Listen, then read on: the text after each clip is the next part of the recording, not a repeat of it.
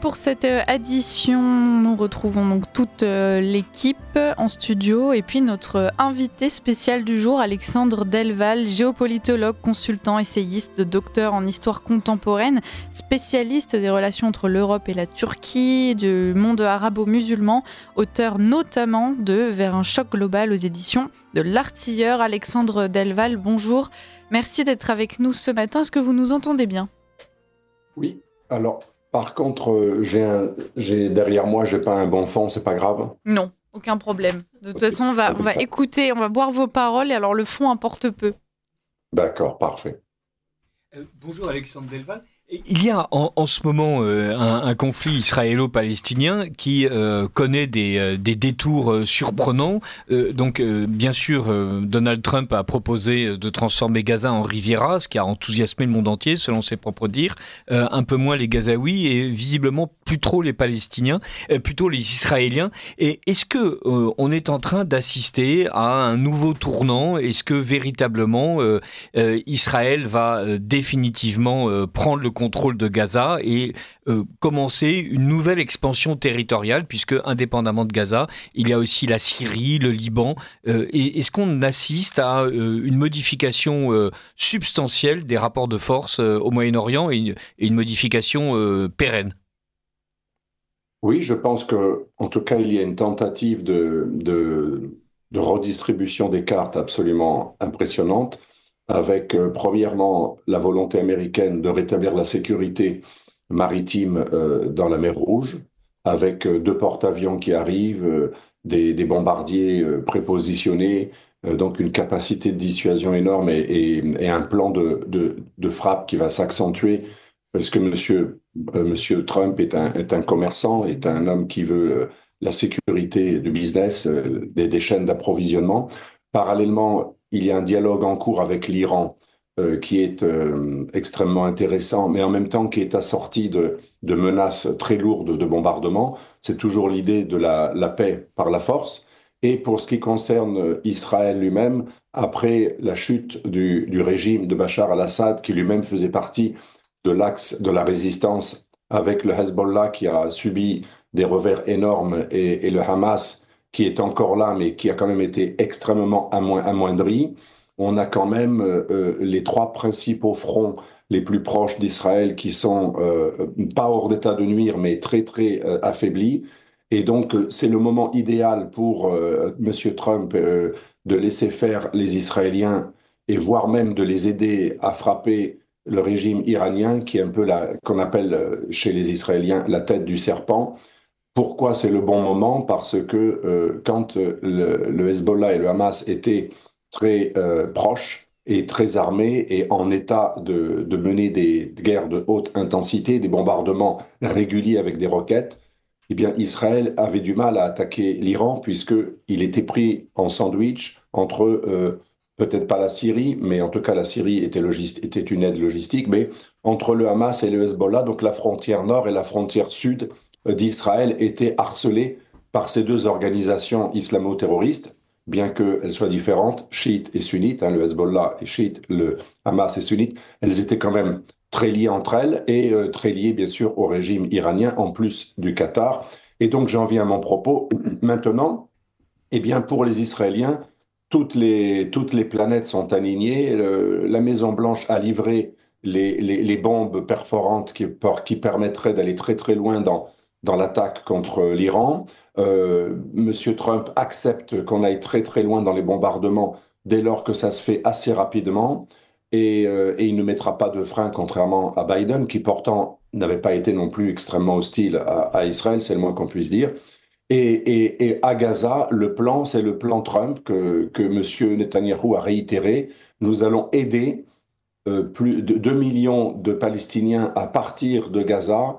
Alors je sais que ça va paraître très choquant ce que je vais dire. Moi, je suis pas, bien sûr, je suis pas du tout pour un plan et je fais pas d'émotion ni de jugement. Je suis pas pour un plan de déplacement, bien entendu. Mais si on est si on est tout à fait réaliste, eh bien, on sait que à Gaza, de nombreux Palestiniens de Gaza, depuis des années, rêveraient de partir.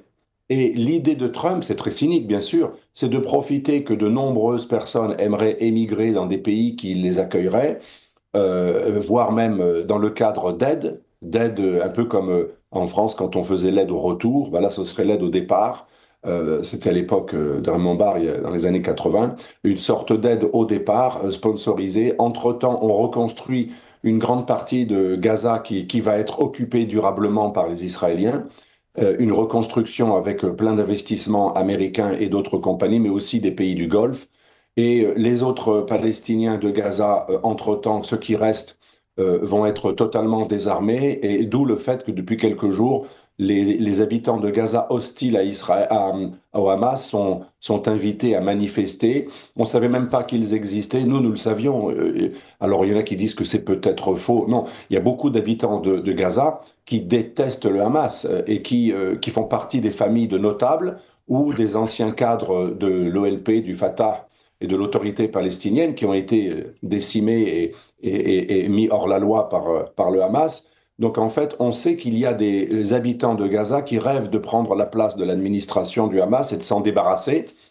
Et de plus en plus de Palestiniens de Gaza se disent finalement, on a peut-être raison, on est peut-être dans notre bon droit, on est envahi, on a été colonisé par les Israéliens, même s'ils ont libéré les colonies au début des années 2000, on est quand même sous une occupation indirecte, hein, parce que comme pour nos auditeurs, Gaza n'était pas occupé avant le 7 octobre, c'était plutôt dans l'autorité palestinienne qu'il y avait des phénomènes de colonies, puisque Sharon avait retiré les colonies dès les années 2005 à Gaza. Mais l'idée, c'est de se dire, Israël est un ennemi, mais tant qu'on a des terroristes chez nous qui attirent l'ennemi, eh bien l'ennemi nous bombarde et rase des maisons régulièrement et encore plus depuis le 7 octobre.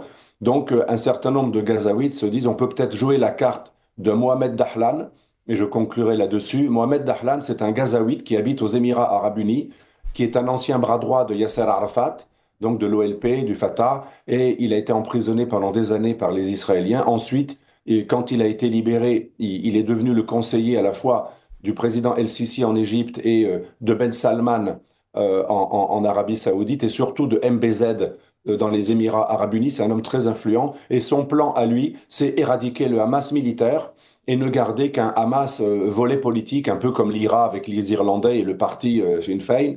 Donc voilà un petit peu le plan. Je ne sais pas s'il va fonctionner, mais en tout cas, pas grand-chose va l'arrêter. Aujourd'hui, les Américains ont donné carte blanche aux Israéliens pour déblayer Gaza de ce qui reste d'équipes du Hamas. Il n'en reste pas tant que ça, mais ils ont recruté aussi des nouveaux, hein, des jeunes cagoulés, etc.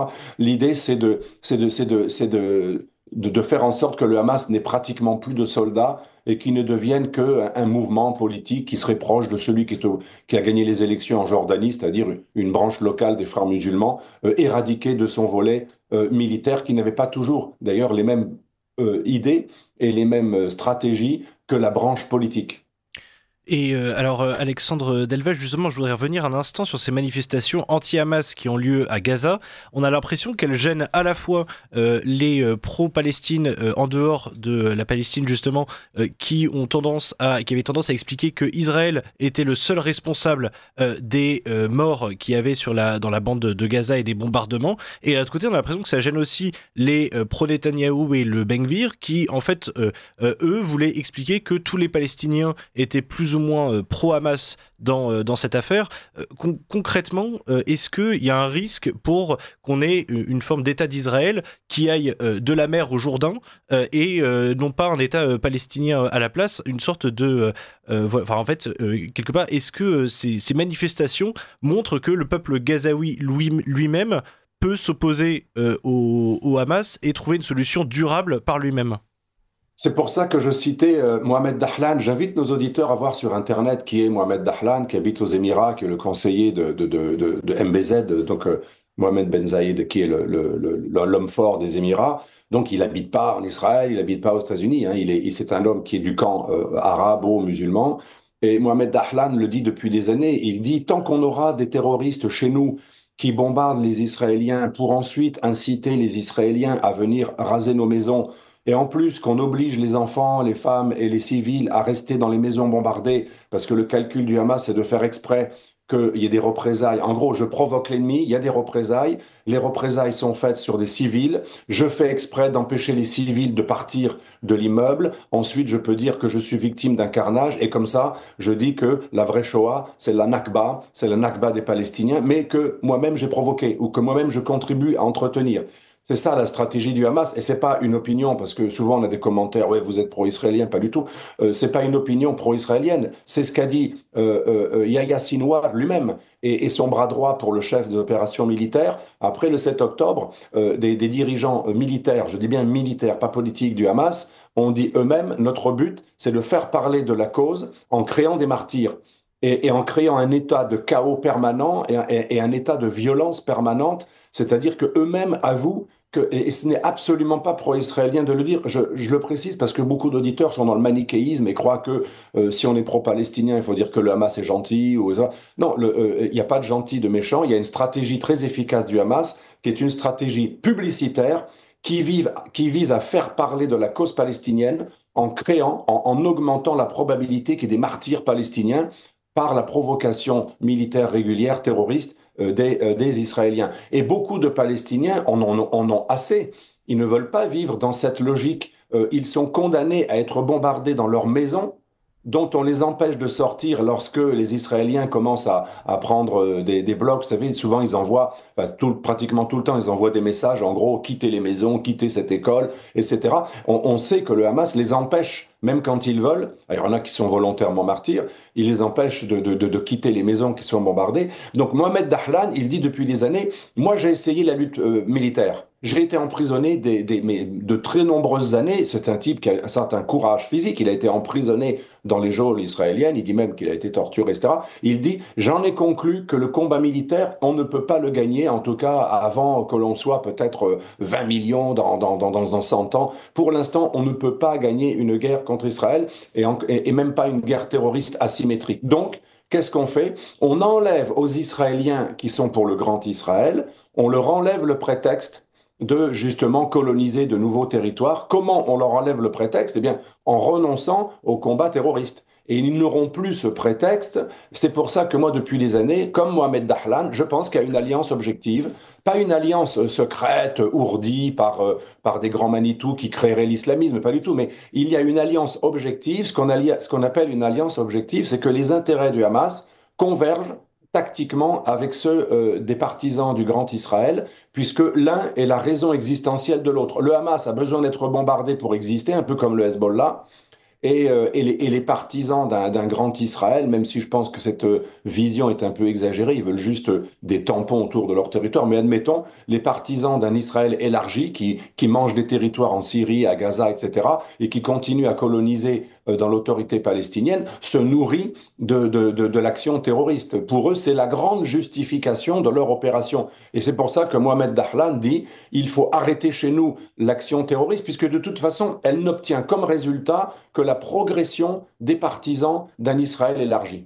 Et alors justement, on sait que Benyamin Netanyahou, lui, qui est dans une position qui est quand même non pas celle d'un grand Israël, mais en tout cas d'un Israël plus développé et qui n'a pas de problème visiblement à la colonisation. On sait que Benyamin Netanyahou est sous le coup de plusieurs affaires judiciaires de très haut plan, qu'il a qu'une envie, c'est de se maintenir au pouvoir pour échapper aux décisions juridiques qui pourraient le frapper.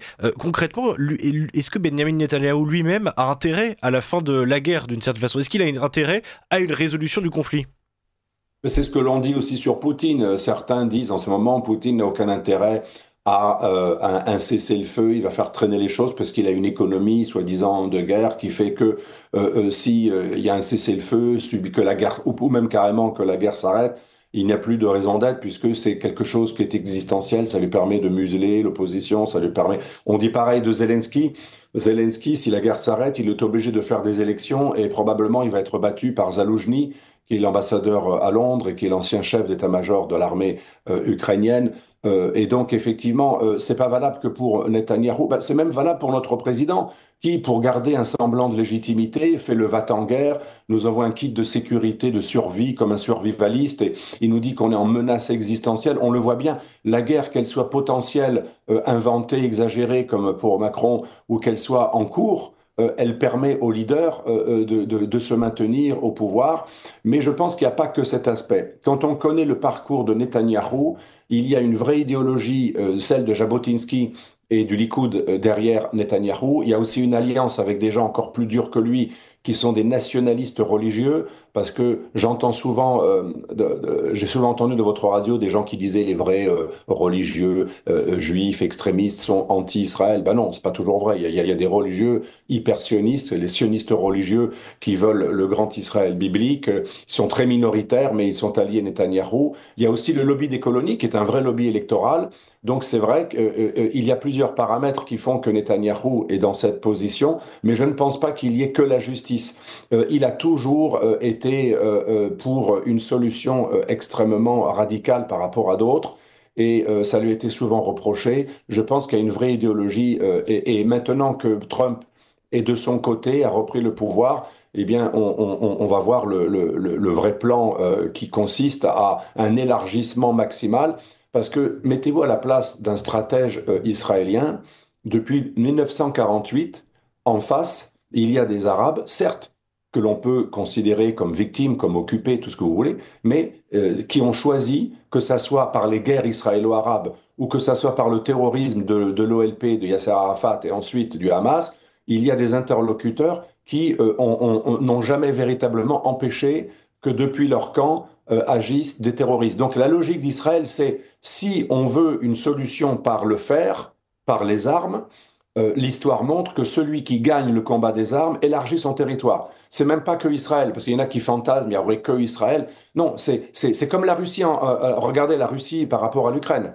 Elle prend des bouts d'Ukraine. Il n'y a pas eu de négo possible. On n'a pas voulu empêcher l'Ukraine de rentrer dans l'OTAN. Je ne dis pas que c'est légitime, hein, mais je dis qu'il n'est pas rare de voir un pays qui, dans le cadre d'un combat avec un ennemi qui ne veut pas arrêter la lutte, que ça soit juste ou pas, on n'est même pas là pour juger, eh bien celui qui est obligé de prendre la logique de la guerre, ou des armes, eh bien, il a tendance à se servir. Et quand il gagne un premier combat ou une bataille, eh bien, il acquiert des zones de sécurité, des zones tampons.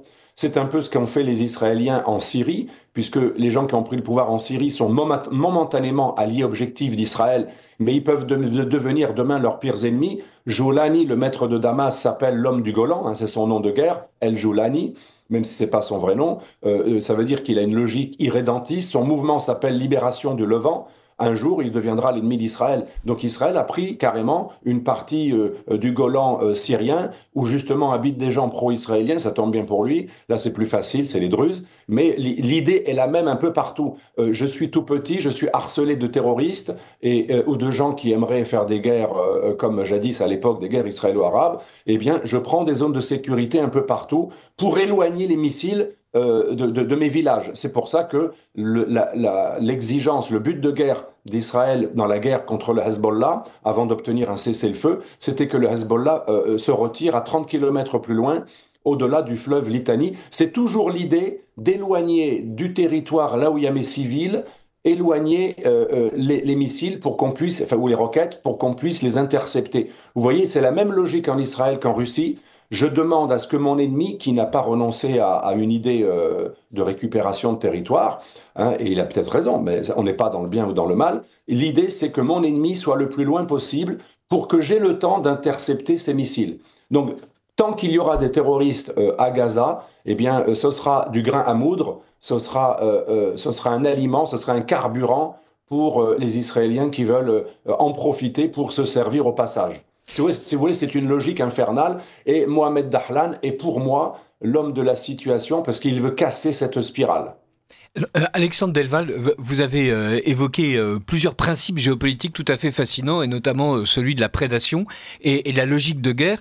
Donald Trump a décidé de déclarer la guerre au monde entier avec ses droits de douane. Donald Trump a décidé d'annexer le Groenland. Donald Trump prétend qu'aujourd'hui, demain, la journée de la libération, puisque l'Amérique est en guerre commerciale avec le monde entier, et l'Amérique, selon ses propos, est harcelée par des gens qui tirent profit de la richesse des Américains, puisque les déficits commerciaux sont gigantesques avec le reste du monde. Et est-ce que on est en train d'assister d'une part à une mutation incroyable des États-Unis qui ont décidé que c'était pas seulement de rendre l'Amérique la plus grande possible, mais de faire en sorte que l'Amérique soit uber alles, comme diraient d'autres gens de sinistre mémoire. Et est-ce qu'on n'est pas en train d'assister en réaction à une espèce de coalition de tout le monde contre les États-Unis, c'est-à-dire que les anciens alignés et les non-alignés sont en train de se dire qu'il est peut-être temps de sortir de la Pax Americana?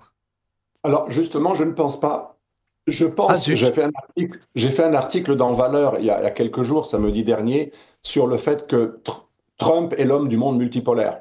Si on entend par multipolaire tous les pays du monde non occidentaux, peut-être pas. Mais si on entend par multipolaire ceux qui veulent plusieurs pôles de puissance, et surtout les grands parmi les émergents ou les réémergents, qui veulent des zones et des sphères de sécurité, des sphères d'influence, des zones d'influence, il est l'homme du monde multipolaire, parce que lui, il veut le Groenland, mais il est prêt à laisser une partie du Caucase et l'Est de l'Ukraine à l'ogre russe. Il est prêt à laisser une partie, voire même Taïwan un jour aux Chinois, dès lors que, parce que Trump est obsédé par deux choses, les terres rares et les puces électroniques.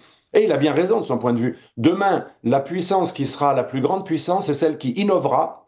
Certes, qu'il y aura un grand territoire, une grande population, un PNB, un PIB important, mais la différence sera faite par dans l'équation, l'innovation, capacité d'innovation, maîtrise de l'intelligence artificielle, donc maîtrise des puces électroniques de basse résolution, en dessous de 6 nanos, 7, 5, 3 nanos, bientôt on arrive à 3, bientôt 2 nanos, et ce sont les Taïwanais qui sont les meilleurs parce que les Américains ont fait la bêtise.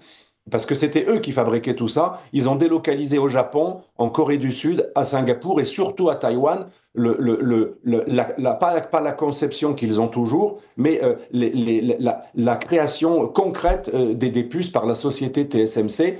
Et donc, il a un vrai plan qui n'est pas du tout stupide. Rapatrier les puces en Californie, il a déjà commencé, ça va mettre quelques années. Et ensuite, il est capable de dire aux Chinois, de toute façon, pour l'ONU, Taïwan est déjà chinoise. Pourquoi irait-il se battre pour un Taïwan qui est très loin, qui est déjà chinoise? Lui, il est capable de faire une négo, comme il a fait avec les Russes. Donc je dirais que contrairement à ce que l'on croit, Monsieur Trump est un homme qui est très très aimé, très apprécié, très attendu chez les puissances du monde multipolaire, parce qu'avec lui, comme deux mafieux à New York, on peut se partager des rues. On peut se partager des zones. Avec lui, on peut s'entendre. Alors qu'avec les moralistes de Biden, avec les moralistes bruxellois, on ne peut pas s'entendre. Ils ont des règles morales, ils font du prosélytisme des valeurs. Et avec Trump, on peut s'entendre. Il s'en fout que vous soyez pas démocrate. Avec Trump, on peut s'entendre. Il s'en fout qu'il y ait la charia en Afghanistan ou en Arabie Saoudite. Lui, il s'en fout dès lors qu'elle n'est pas en Amérique. Lui, il accepte qu'on soit totalement différent. Il trouve même très sympathique les dictateurs, même s'il n'est pas encore tout à fait un dictateur. Moi, je ne pense pas, contrairement à ce que l'on dit. Donc, si vous voulez, il n'y a rien de plus multipolariste que quelqu'un qui accepte les zones d'influence, les partages du gâteau, de manière très cynique, comme Yalta. C'est quelqu'un qui s'en fout d'exporter les valeurs occidentales. Il n'a absolument pas envie d'exporter le libéralisme, ni le christianisme, ni même le LGBTisme, encore moins nulle part. Au contraire, il est plutôt conservateur. Et c'est la grande tendance du monde multipolaire. C'est les conservatismes. On a aujourd'hui dans le monde que l'Europe bisounours, qui est LGBTiste, wokiste, qui veut la déconstruction, l'avortement dans la Constitution, la sacralisation de l'individu et de la famille non traditionnelle, ou pas la famille tout court. Donc c'est cette vision antifamiliale, antitraditionnelle. C'est le continent de l'athéisme aussi, l'Europe de l'Ouest, encore plus que les anciens pays soviétiques qui retrouvent la foi. Donc si vous voulez, Trump est vraiment l'homme du monde multipolaire. Certes, un multipolarisme des grands, pas des petits, parce que les petits seront annexés par leurs voisins. C'est le retour des 7 empires ou des 6 ou 7 empires qui vont se partager des gâteaux. Donc c'est totalement multipolariste. Si on entend par multipolaire, des principaux pôles qui ensuite se partagent des zones d'influence. Quant à l'Europe, elle a beau gesticuler contre l'invasion russe en Ukraine, l'Europe a beau gesticuler en disant on va aider les Ukrainiens à résister, ils ne vont rien aider du tout. La preuve, Macron et Starmer, qui réunissent des quelques pays européens, il y en a à peine 4 qui sont vraiment volontaires pour envoyer des troupes, ils disent eux-mêmes ces troupes seront loin du front, on va commencer par 30-40 000 au grand maximum. On va pas aller très loin. Zelensky aurait besoin de 300 ou 400 000 hommes au front pour pouvoir reprendre des territoires. Et on dit nous-mêmes que c'est des troupes qui vont aller pour sécuriser. Alors, je ne sais pas comment. On va sécuriser, mais loin du front. Ça va être très dissuasif pour les Russes, ça va être des belles cibles, et parce qu'on n'aura pas vraiment le droit de tirer, puisque ça déclencherait des guerres OTAN-Russie. Donc on va avoir une sorte d'équivalent de finule qui prendra des coups, qui ne pourra pas en donner, et qui sera absolument pas armé pour arrêter qui que ce soit. C'est totalement ridicule, ce sont des gesticulations. Et pour la guerre commerciale avec les États-Unis, on voit bien comment ça a commencé. Les menaces états-uniennes sur le Groenland ou sur les taxes, le Danemark a commencé à acheter encore plus d'armes américaines. On va voir, Starmer ne veut pas du tout se brouiller avec l'homme qui est l'inverse de tout ce qu'il représente, Donald Trump.